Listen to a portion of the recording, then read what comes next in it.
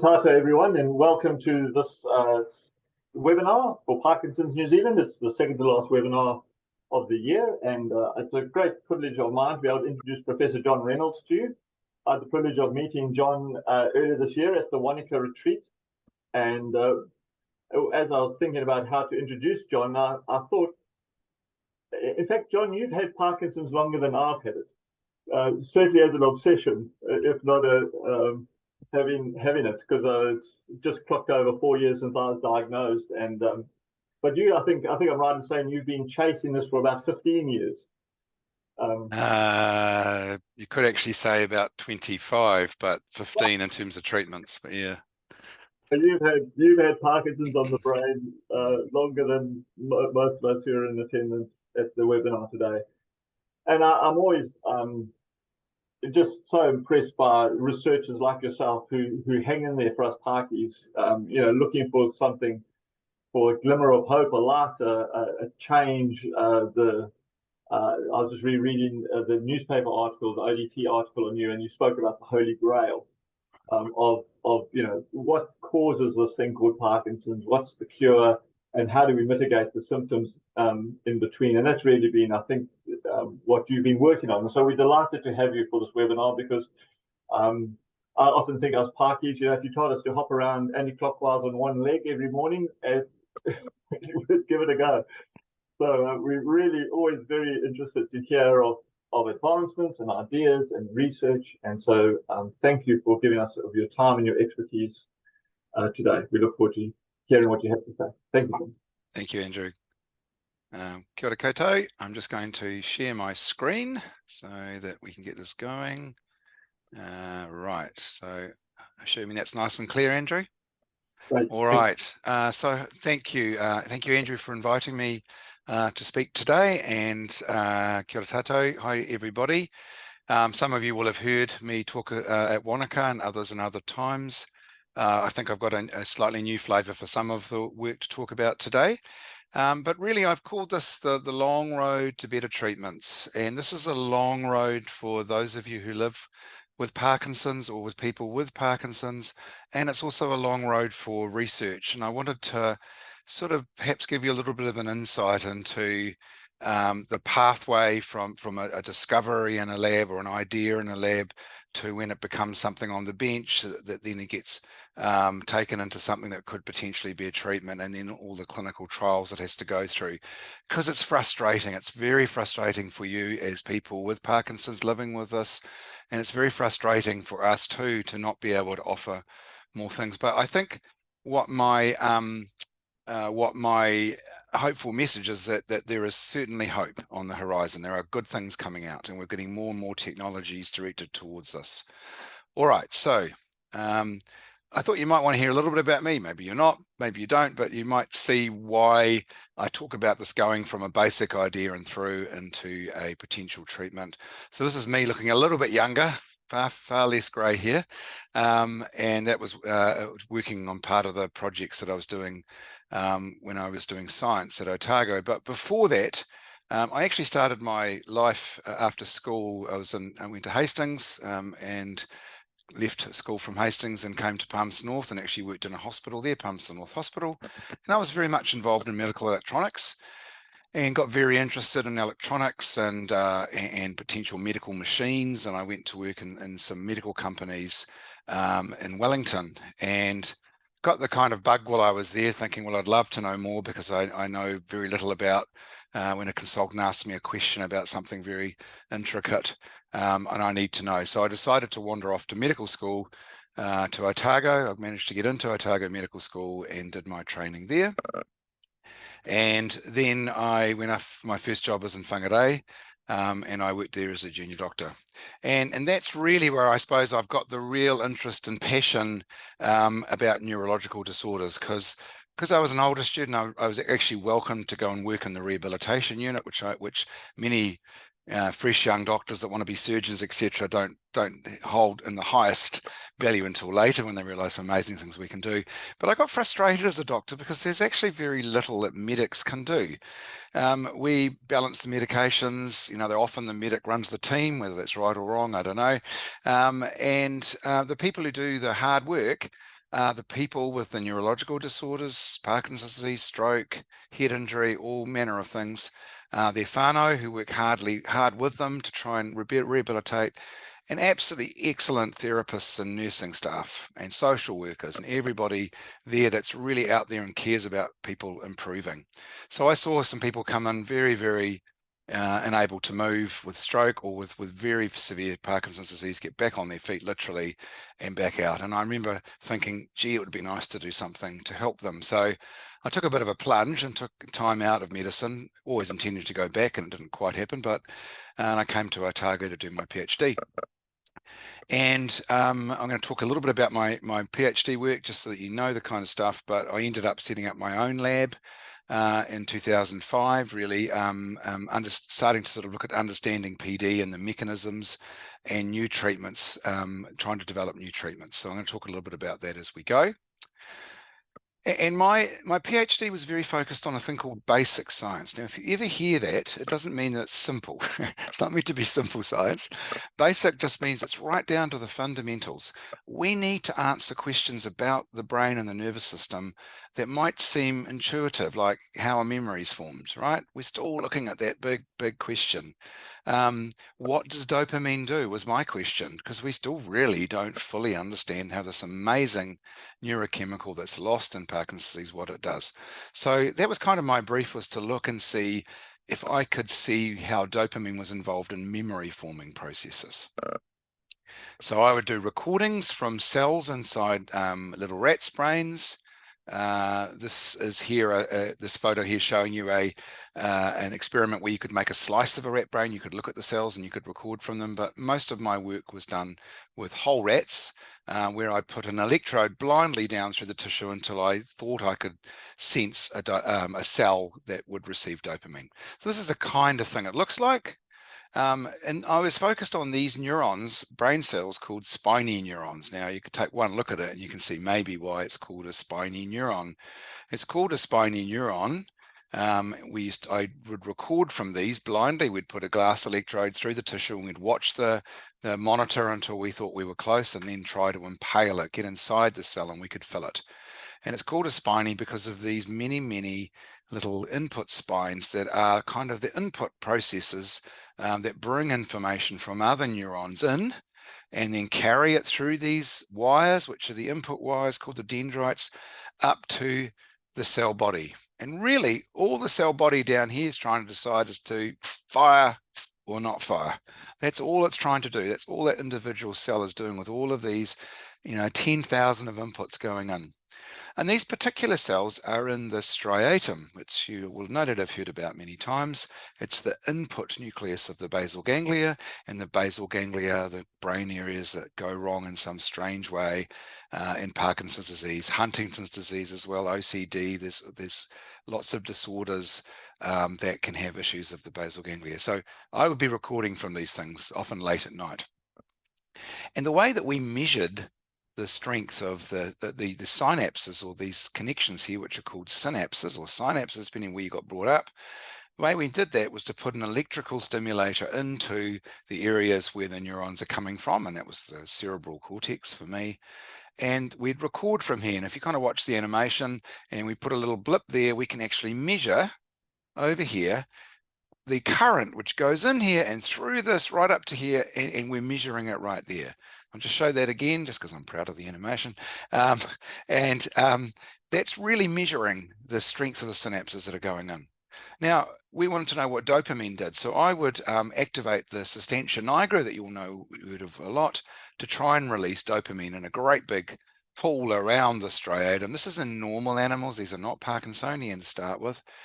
And then go back and try again. And we could find ways of making these synapses stronger or weaker, like we're forming a memory, or perhaps we're weakening a memory or changing an area there. And we, through many years of work, and really it's only sort of culminated last year in a paper that had some work from my PhD in it, where we've really kind of worked out very much the signal, the timing of the dopamine signal. And so here's what we've learnt in a very big potted summary for many years, is that dopamine is involved in the memory forming process by changing the strength of these synapses in selected locations, but at critical timing. The timing of dopamine is absolutely critical to this process. All right, and if we think about dopamine and timing, you do this intuitively yourselves if you've got a puppy or tried to teach a cat, I don't know, where you ask the dog to sit, and the dog hopefully sits, and when they sit, you give them a reward. So the reward releases dopamine into this dog's brain, and what that does is it reinforces, strengthens the synapses involved in, oh, when she comes up to me and says the word sit, if I do this, I'll get some dopamine, and it reinforces that action together. You obviously and intuitively don't give a dog a reward and then say sit, because they just don't, right? Okay, so timing is critical, and we found some empirical evidence to really prove that. I'm not going to take you through that, but I'm going to look more at Parkinson's now and say, well, knowing more about the dopamine system, the basic science of this, is really good news for us being able to take the step and find new treatments. But first of all, we have to go through the not so good news. And the not so good news is the reality that many of you live day by day, is that things are tough. You're a positive community. I've met many of you along various fora. You're very positive. The family are positive. You're doing your best, and that's good. But there are things we could do to try and make it better. So we know about Parkinson's. We know that it's an aging disorder. It's usually associated with older people, but there will be younger people in the audience who've developed it. And because it's usually an older person's illness, and we're an aging population, we're expecting this kind of, we call a tsunami of aging. We expect that numbers of people with Parkinson's may be as much as triple by 2050. It's a very common disorder, and that makes it even more common. And it's due, as you know, to loss of this neurochemical dopamine. And when everything's working right, you've got dopamine in your substantia nigra and other areas that are putting dopamine forward into the striatum, and things are honky-dory. But of course, those cells die off. And they're dying off actually in all of us. It's just that with people with Parkinson's, they tend to there's some reason they perhaps drop a little bit further at one stage. And once you've lost about 70% of the dopamine, you develop the signs and symptoms of Parkinson's disease, like is depicted here. And if one was to cut through the brainstem and have a look, you would see in the non-affected person that these largely pigmented cells that are the dopamine cells, that's neuromelanin pigment, and those that have got Parkinson's have lost much of that pigment. So 70 to 80% have lost by the time you start noticing this, but they continue to die. All right. So how do we treat Parkinson's? Well, many of you will know a lot more about this subject than I will, because you live in this world, but I want to sort of present a potential difficulty with long-term treatment for Parkinson's disease. You will know yourselves, it's an ongoing challenge to get the drugs right, the timing right. When are you best on, and when are you least likely to be off? Have you got something handy if you're off, etc.? So this is an ongoing challenge. But I want to kind of talk to you about why we think that L-DOPA doesn't work for the long time that we'd love it to. It does work a long time for some, but not for many. So here is, if you imagine it's a nerve terminal, the end of a dopamine cell, which makes dopamine in here. And this is kind of a synapse here, a gap.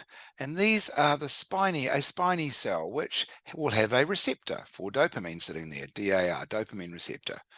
And what happens is when you have lost 70% of your dopamine cells, and so you get put onto a levodopa preparation, then L-DOPA works really well to start with. It pops in, it gets into the nerve terminals, it gets across the blood-brain barrier. We can't give dopamine because it doesn't cross this special tight barrier we're going to talk a little bit about later, called the blood-brain barrier. But L-DOPA does. So it gets in there, and effectively you could consider it actually of reloading the trigger of these cells that are surviving. So they get to make dopamine, and the dopamine sits there waiting. Perfect. Waiting for a pulse to come along. I've given you a reward. off goes the dopamine and it does its thing on the receptors over here, and then whatever happens to it happens to it after that. So effectively, you're reloading a trigger and you're able to continue normal dopamine function in that earlier stage. But of course, we haven't found a way yet of stopping the dopamine cells from dying. So they continue to die away. And as they die away, we're still taking levodopa, and levodopa gets turned into dopamine, but it gets turned into dopamine in probably mostly neurons that aren't the ones we want them to. They could be, in one theory, they could be serotonin neurons that take L-dopa, turn it into dopamine and release it. But they're releasing it at a different timing, a different neural timing that we really need the dopamine to be at. So not humming to the same tune. So if it's serotonin neurons, they hum to quite a different tune. But it does enable you to continue to move. But unfortunately, of course, with ongoing years of this, this can lead to abnormal reinforcement of movements that you don't want to form the dyskinesias, or the phenomena of on and off, when you're most on and you're most off. All of this we think is due to the fact that dopamine cells are continuing to die, and L-dopa can't really find the target it wants to find. It's in theory, but it seems to hold up. The other thing, of course, we do treat, and I don't want to scare anybody. I have to give this side of the story to all of you so that you know why we're trying to come up with something, but it may not affect many of you at all this way. But I think we have to say the whole story, and I'm sure Parkinson New Zealand will have communicated many of these things. But one of the other drugs that we treat with is a direct agonist, like ropinirole, Requip. And they work straight on to the receptors. They don't need the dopamine terminals, just why they just work fine. But of course, again, we're losing the natural timing. So if we lose the natural timing, what happens with the direct agonist is we tend to make things a little bit over rewarded. Like it activates the reward system. You may find yourself, if you're on one of these, that maybe you like to gamble a bit more than you did before. Maybe you like to drink a little bit more. You know, it does activate the reward system. And usually what we really have to make sure is that you are talking with your partner and your whānau and your doctors, your therapists about this, so that they can monitor those kind of symptoms. They can lead to hypersexuality, too much shopping, gambling, which is what they're showing here. So it's not one should not be afraid to talk about this and share it with your family and the doctors so that they can adjust drugs. But it's simply because it's activating the reward system, which is what dopamine's trying to do. All right, I hope we're all going okay. Good. So this is probably what you really want to hear. What's coming for Parkinson's? Some of the things you've heard about on the on the popular press, and Parkinson's New Zealand and others have good announcements of things that are available that you should know about, and I'll take you through a couple. So this is kind of the approach that one might take for trying to treat Parkinson's disease. So first of all, can we predict people that are at risk for Parkinson's and intervene early? We all have said that with Alzheimer's and Parkinson's and other neurodegenerative, if we just knew what happened at the start, before you saw anything, before you saw any progression, and we jumped in then and did something, boy, could we change the course of Parkinson's or Alzheimer's or anything. Yes, we could. Trouble is, we don't have good indications of when it's happening, and we can't multiple screen everybody. There just isn't the ability, and there haven't been good screening tools. And really, that's one thing, and we don't have good intervening drugs yet, or medications or therapies to do this, but we're working on them. So early diagnostic tests, many of you will know about your GBA mutation status. Maybe you don't. I'm not quite sure how generally people are tested, but we now know that GBA1 seems to be associated, depending on the study, between 5 and 15% of people with Parkinson's may have that mutation, which is a good kind of marker. And there are new biomarkers coming in, and this is very exciting. When I went to Wanaka, this had just literally come out. So you might have heard about the new biomarker breakthrough funded by the Michael J. Fox Foundation, which funds some really wonderful research. Unfortunately, not me yet, but I hope eventually they will. And this was, now this is really a prompt for me. Don't worry about the detail, but it's so I remember what to say. But they took about 1,100 people over a period of 9 years. And the groups they had, half of them had Parkinson's, 25% were carrying a mutation that suggested they might get it. 10% they know were pre-PD now. They look at it retrospectively and say, well, they got PD through the study, and 15% were healthy controls. And they measured a biomarker. And you may have heard about alpha-synuclein. So alpha-synuclein is a protein that we make.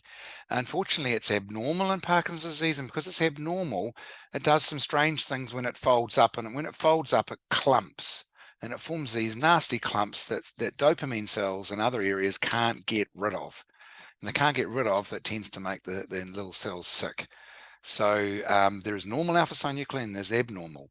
But what they did was they took a sample of cerebrospinal fluid from all of these people from a lumbar puncture. Now, if you've had a lumbar puncture, you'll know it's not as easy as a blood test, and it's not something you want to have all the time. A little needle in the back to withdraw. Women who have had epidurals will know this kind of feeling if you've had a lumbar puncture too. Most people haven't had one. It's a bit uncomfortable, but they can pull that out and have a look at the fluid. And what they did was they didn't know whether the person had a stage necessarily of Parkinson's or not. It was done blindly, or whether they were going to develop it, but they mix in a normal alpha-synuclein. And it just so happens that what abnormal alpha-synuclein does is it likes to really hit on the normal alpha-synuclein and make it clump up. So they would put a special marker into the CSF that when it picked up clumps, it would change color. And that's what they did. So they put the normal alpha-synuclein in with the person's alpha-synuclein, and they would see if it clumped or not. And that would tell them if there was the abnormal alpha-synuclein was there, which meant Parkinson's disease was on the way or present. Now, these numbers may not mean much to you, but boy, they're good when you're looking at diagnostic tests, because this is a sensitivity of nearly 90%. That means if you've got Parkinson's disease, the likelihood that you'll show this test positive is about 90%, which is very good.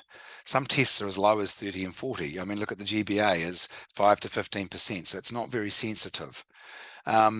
And the other thing is when they had people and they went back and they said, your sense of smell reduced, as many of you will be, they found that the sensitivity went up to nearly 100%. That's pretty wicked. So that means if you have the marker, you will have Parkinson's disease.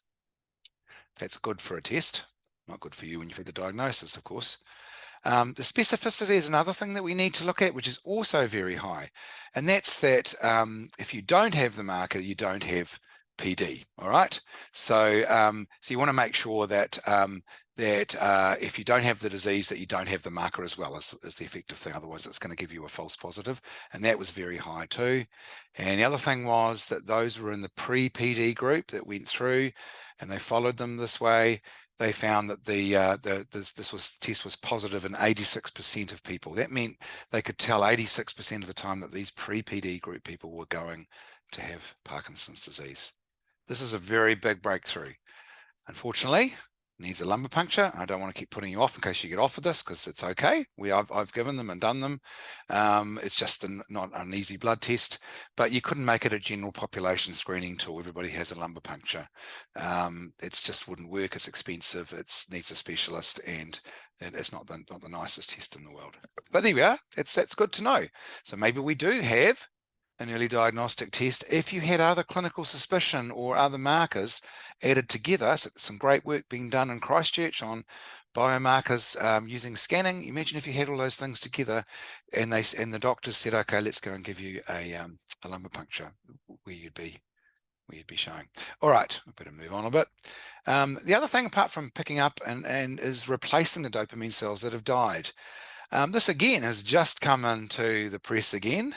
Now, it's fair to say that cell replacement from grafts, etc., for Parkinson's has been going for a long time. People have tried since the 80s really to do this, and they've given up for reasons I'll tell you. But this is a new one that's just come out. I don't have the details other than what's on the web, but Blue Rock Therapeutics, 12 people with PD that they implanted a year ago with cells, and found after a year that the cells were well tolerated. The data's hard to find. I couldn't find it anyway, but they said it tended to have decreased off-state time, and in one study, I think one analysis increased increased on-state time. So that's good things to know. The trouble is, it's again back to human embryonic stem cells, and there are ethical issues with human embryonic stem cells. They're banned in some places to be used, but they are very good sources of being able to turn into other cell types like dopamine cells. Unfortunately, graphs have not got a good history since the 80s, because you can put them in someone's brain and they can start generating dopamine willy-nilly and give you severe side effects like dyskinesias. And that's why one of the reasons that they stopped doing this early on. So what I don't know about this study is, how is this trial different? The other thing is that I would say, now you all know about timing and dopamine. How do we turn those dopamine cells on at the right time to make sure they do the right thing? And I don't know that they're going to produce anything more than that. So just be very wary of that. But let's watch it carefully. I'm also very wary when there's a company with billions of dollars putting it in and it hasn't really gone through other science background. But anyway, all right. There are people working in New Zealand, in Auckland and Otago. I don't know if other places in New Zealand are doing it, but actually to try and get rid of some of the ethical issues is to take cells from your skin, your own skin, and put them back to a state that you can turn them into dopamine cells. And that's been done in Otago, and I presume it's happened in Auckland too. Very early stage, but it could be that we can circumvent many of those issues and also the immunological issues if they've come from you. So again, watch the space, but we'd be looking at trying to make sure they get turned on the right way before they're used. So that's another one. The third one is to minimize the treatment shortfall. So let's say we can't do much more. We can't diagnose to stop it, but can we modify the course of the disease? You've got Parkinson's disease, you found out. Can we slow it down? Can we make it that it's so slow that you don't actually be more severe before you end up finishing your life? Ideally, you'd stop it. So that's things I'm going to talk about in the drugs at the moment, but also a bit I'm going to talk about my stuff is really not relying on the existing dopamine cells. So I'm going to show you something we're trying to develop where effectively we say, look, let's just leave the dopamine cells as they are and let's replace the fuel tank. And I'll show you how we do that very soon. So examples. Now, this is a bit of a scary slide. I'm just going to hide this thing here, but it came from a paper. It wasn't mine. It was summarizing all of the drug trials at the time that the paper was done, which is August 2021. So of course, there's been a few more since then. So I haven't got it up to date. I apologize. But they took a snapshot and they had 2,800 drug trials going on. So this is really an indication of what the activity is going on to help people like yourselves. So the first thing is they divided them into, this is the lower half here of symptomatic therapies. These are therapies that make you move better, make you feel better, make your quality of life, your sleep better, which you all would put your hands up and say, yes, yes, yes, let's do that. And that's good. There's a lot of drugs going on for trials for that.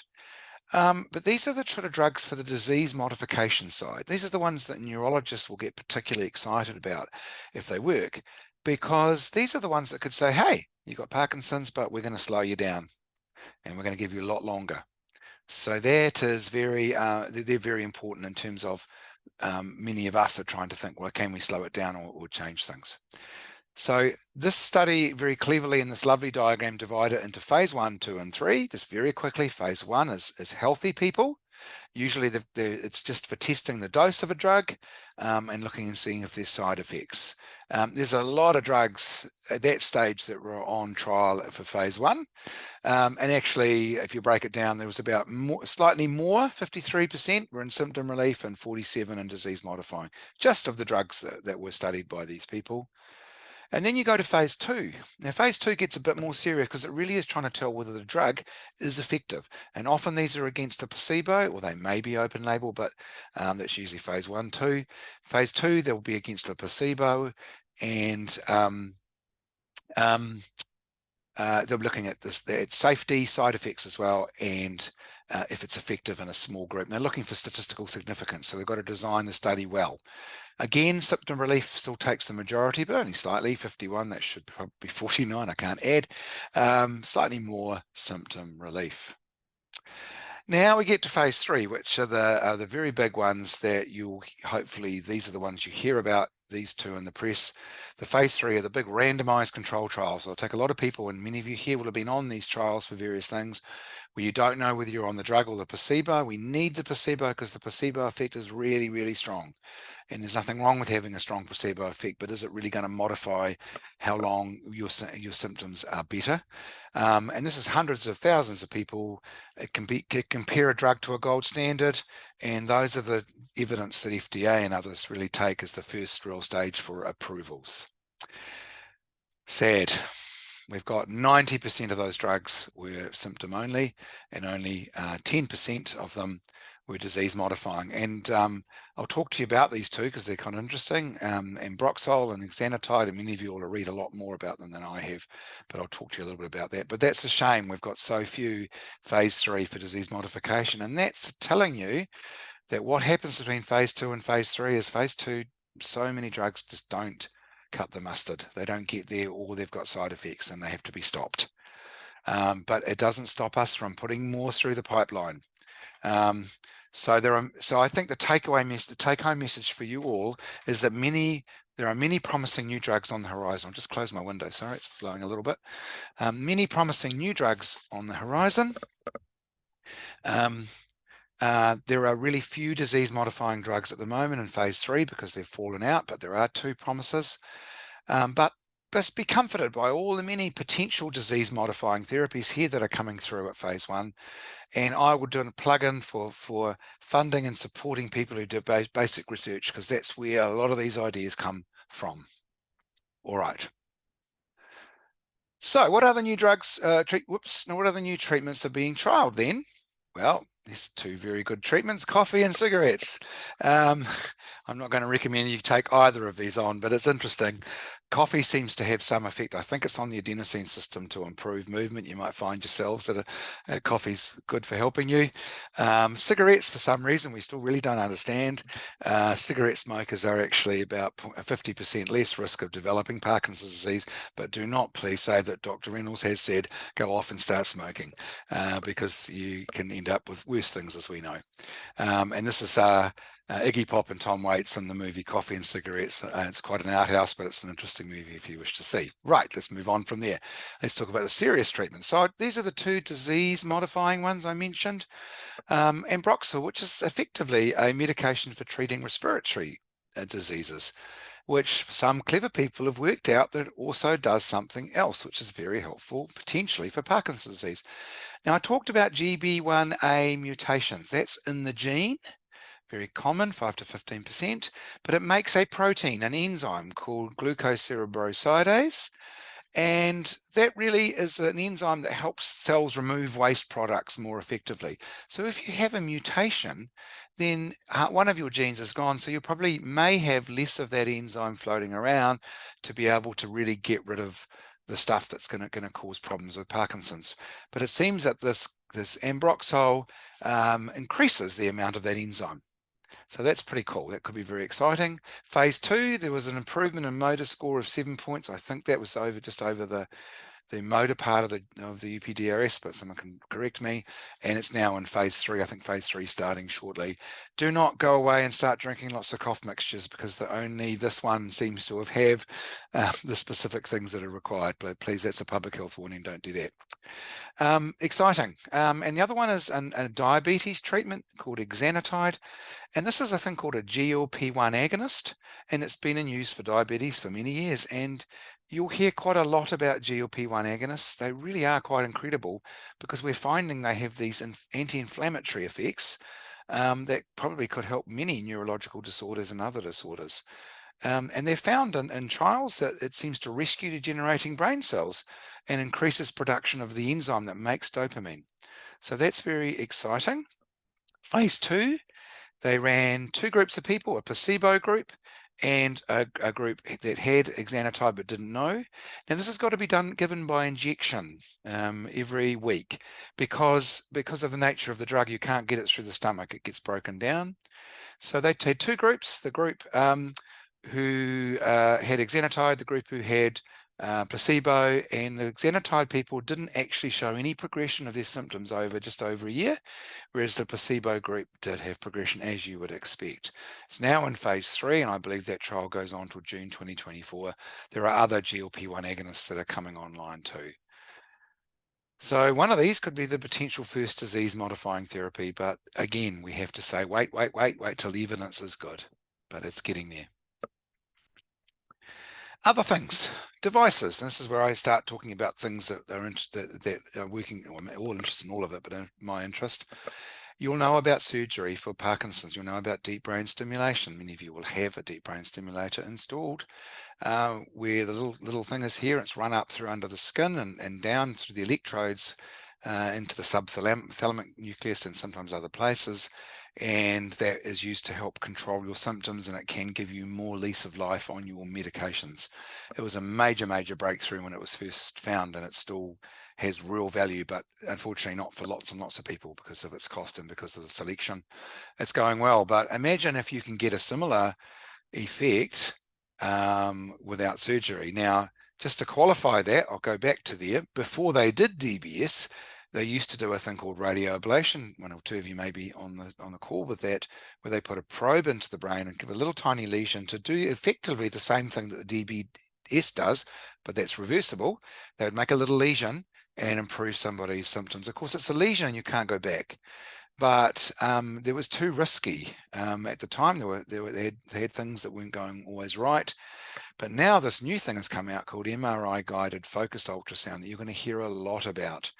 And that's really where you sit in an MRI machine, hence the MRI, and there's a special thing that's put, it's actually screwed onto your head, but these are ultrasound transducers there's 1,000 of them or so directed towards the area that you want to lesion. And actually surgeons have embraced this, so there's no cutting being done, but surgeons have embraced this markedly internationally, and you can target the area and they watch you, they watch the temperature through the MRI, how hot's it getting, because they just want the right temperature to just make a small lesion, and they'll have the person doing the things that you're seeing, finger, nose, etc.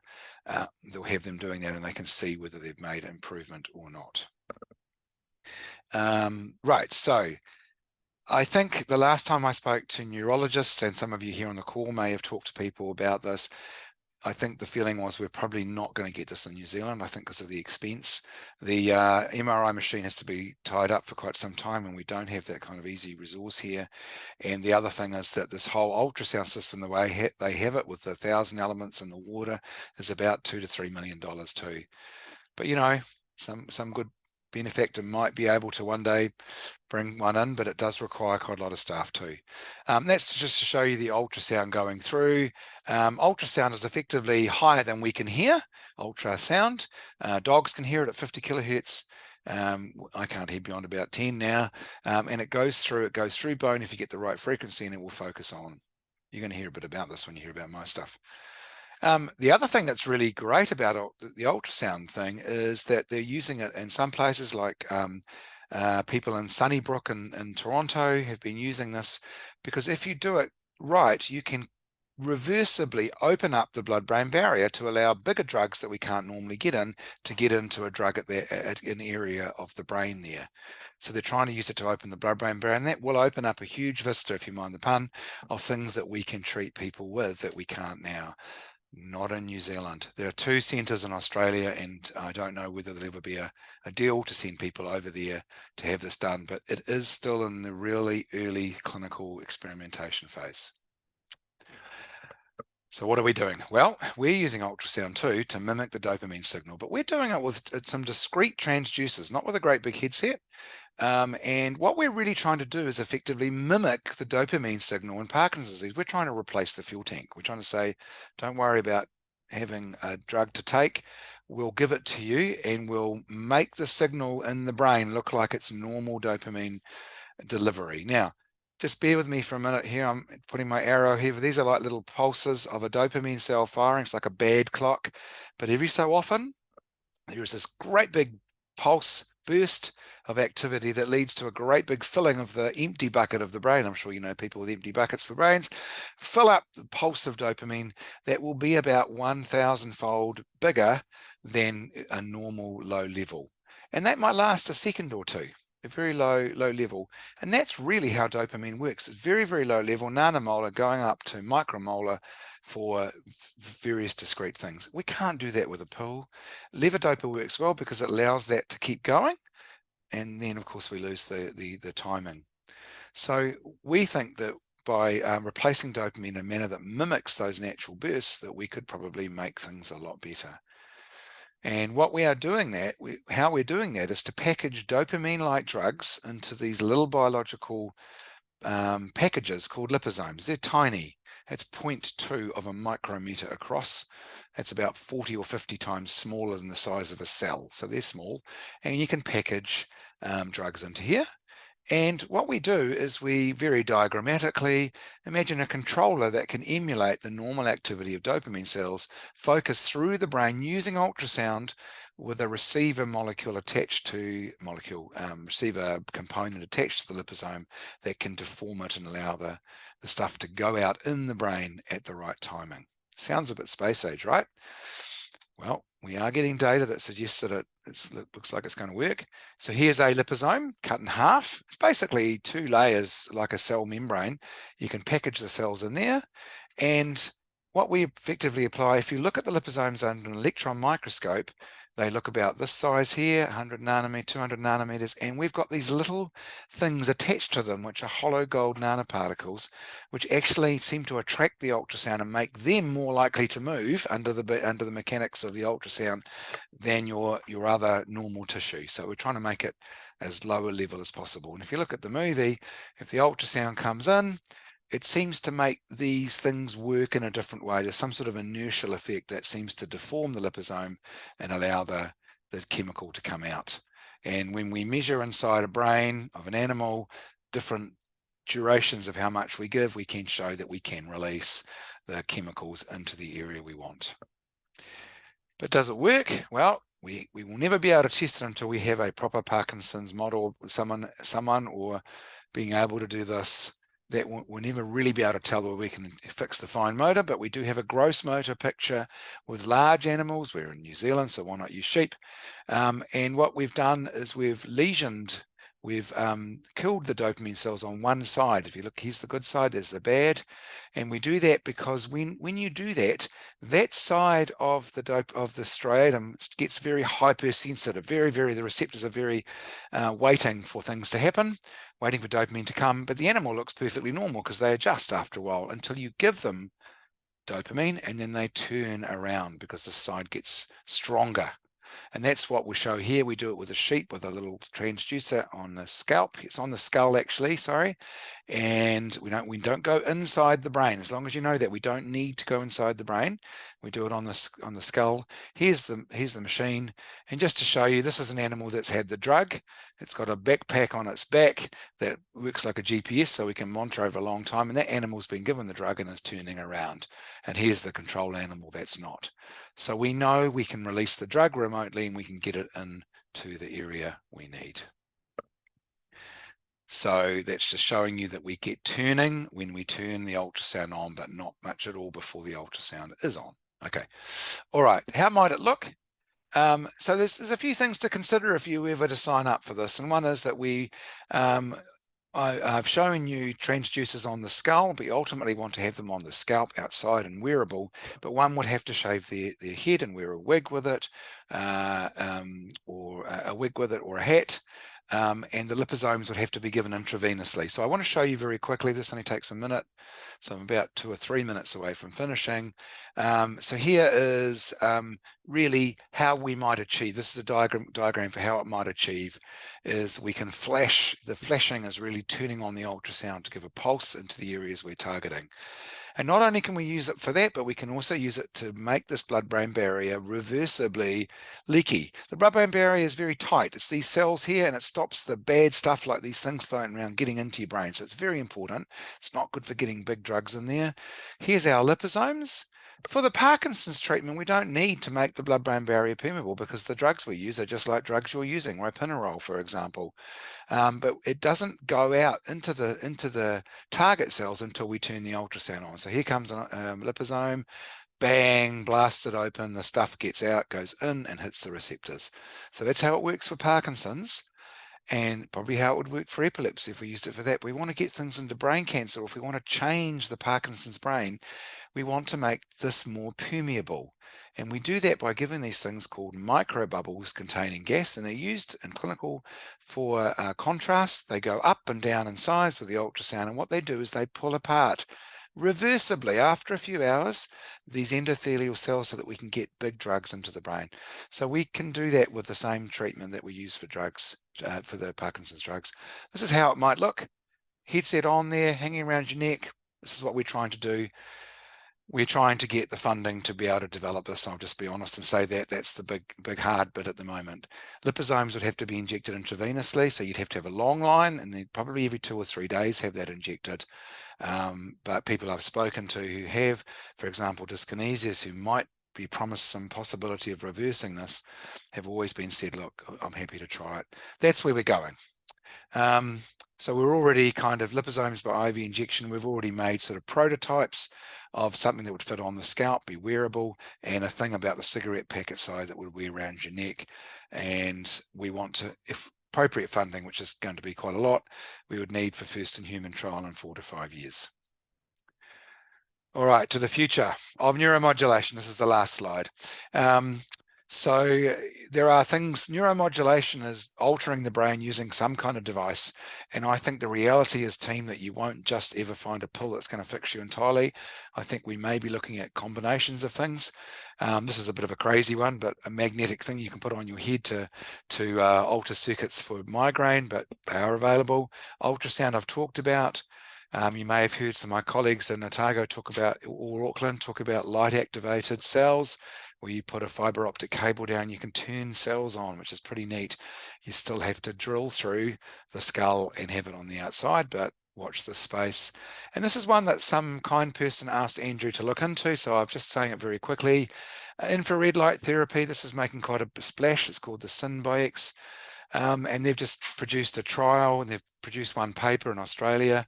And it's using infrared and red light. So the red light doesn't penetrate very far, but the infrared does. The red light gets everything ready. And they've tried 19 active people and 17 with a headset that was sham. It didn't actually work. And they found in 23% of people they improved. That was good. It's all of the indices of motor function that you can have, all improved. Interestingly enough, the sham also showed 24% of them improved, which is interesting. But when they did the work on each of the indices, was it upper limb, lower limb, whatever, they only found the lower limb statistically improved. But I do have to say there is an issue, a caution with the study, is that the shams actually started 5 points worse on the UPDRS. That's just the way the randomization happened. It was bad luck. So I'd just be careful that maybe if they were about the same, you might find that the shams actually did just as well. But if it works as a good placebo and you already have this and there does look like there's some efficacy, then please keep using it. I'm not going to tell you to go out and spend $1,800, but these are the kind of things that are coming online, that the more research they do, the better research, the more we'll know. So I think neuromodulation will be a common adjunct to drug therapy in the future. And the very last thing is to say that we need this research to evaluate the full range before we can apply with predictable benefit. Just to thank you all for listening. Thank you again to Andrew for inviting me along, and to all the people who have funded and supported along the way. Thanks. Well, thank you, John. Gee whiz, you've certainly packed a lot into that. It's a bit long, sorry. Not at all. It's been fascinating to just go on that long journey with you. And the number of times you must have walked into your lab one morning and said to your cold Dunedin morning and said, what the hell am I doing? Why aren't I in Auckland or Wellington? That's right. No, you're right. It takes a special type of tenacity to keep going with all of that. So just a question to start off with. I've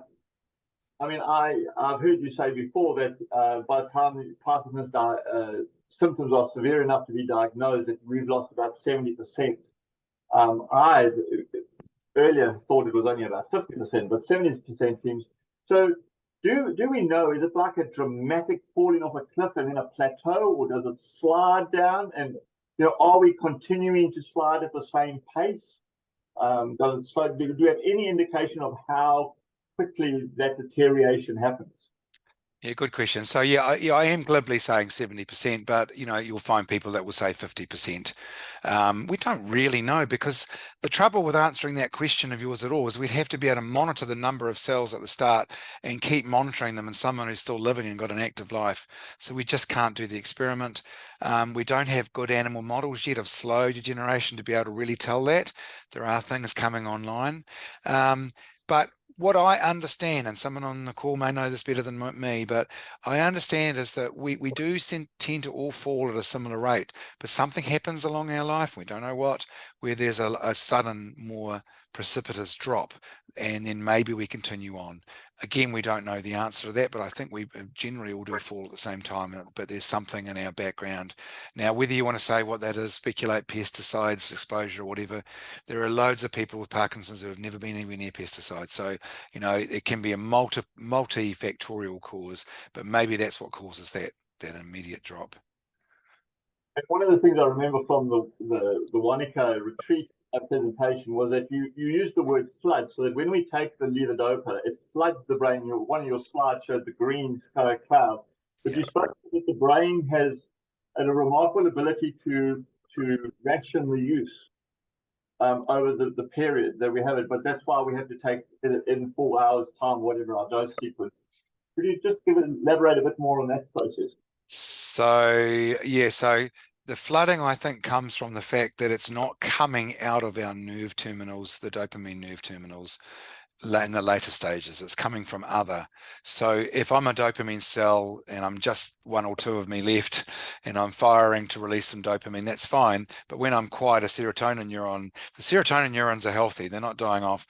They can be firing all sorts of things and releasing. So if you imagine integrating that over the whole thing, you can imagine taking your levodopa, turning all these on, and you get this large, slow flooding.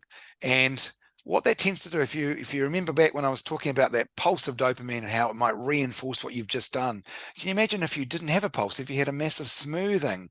That means that, I go to reach for a glass and I want that to be my movement that's reinforced, but because I've got dopamine everywhere, everything leading up to that is also going to be reinforced. So we think dyskinesia is an abnormal learning phenomenon caused by a big, massive, smoothed out dopamine signal. Does that kind of answer your question?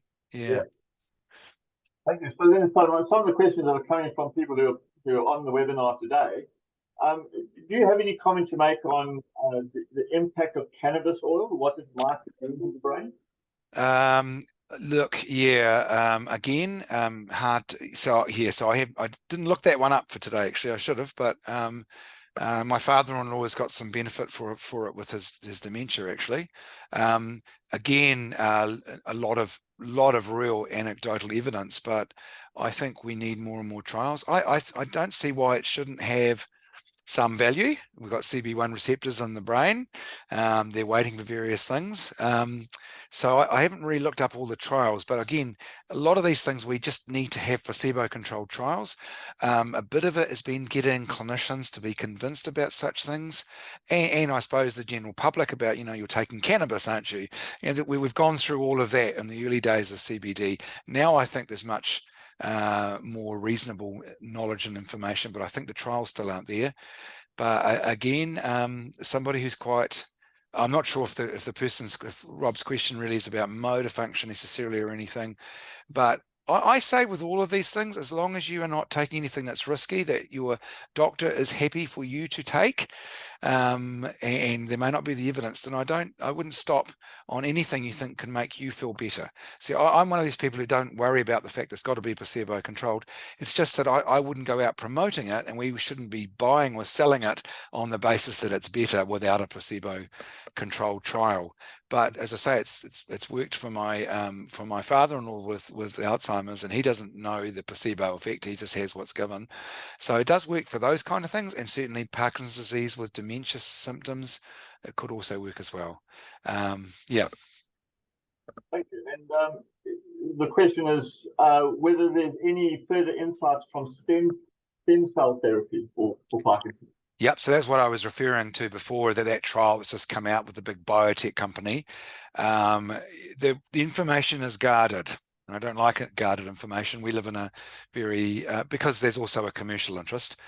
Maybe they're producing the papers now, but I'm skeptical on replacements that could give unchecked massive dopamine levels for exactly what we were talking about before, Andrew, with the big smooth thing, because you could end up getting dyskinesia. If you get dyskinesia, it's because you've got cells in there, and it can't be reversed.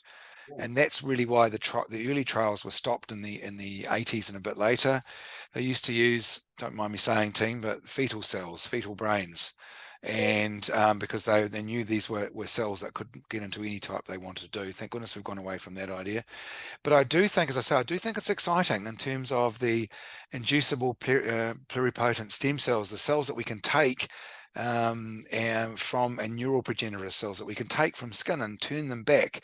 This is exciting because the ethical issues are fewer and we have a bit more control. We could put optogenetics in there and use optogenetics to turn them on and off in a more reasonable way. But you'd have to do it very carefully to make sure that you could reverse if things weren't right.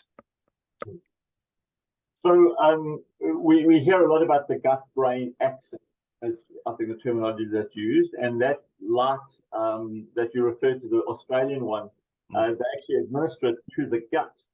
Yes. Can you comment on that, whether around gut health and PD, or the progress that might be coming through something in the gut or improving the gut? Yes. So yes, absolutely.